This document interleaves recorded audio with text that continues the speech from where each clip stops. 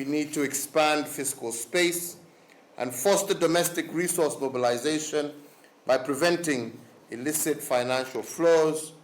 And number 5 is to enhance partnership with the private sector, but partnerships that help build indigenous local capacity for production and forestall the needs for long supply chains.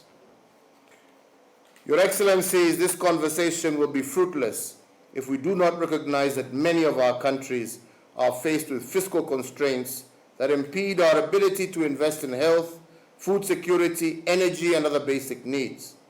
Moreover, it is a fact that our countries also face severe constraints on domestic resources to invest in long-term self-sustaining growth and infrastructure. The COVID-19 crisis has made the situation even worse. Finally, ladies and gentlemen, I cannot emphasize enough the importance of global solidarity in our endeavors to address the COVID-19 pandemic and the associated financing needs. Each one of us in government and in business must play their respective roles. Global solidarity is about all of us coming together. At the national level, we are doing our best.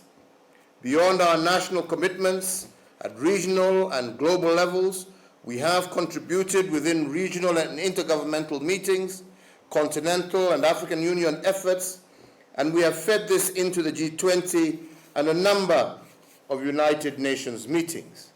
Indeed, as the President in Office of the Organization of African, Caribbean, and Pacific States, I will also be convening an extraordinary intersessional summit to deliberate the COVID-19 and its effects on our peoples and our already vulnerable economies in all our regions.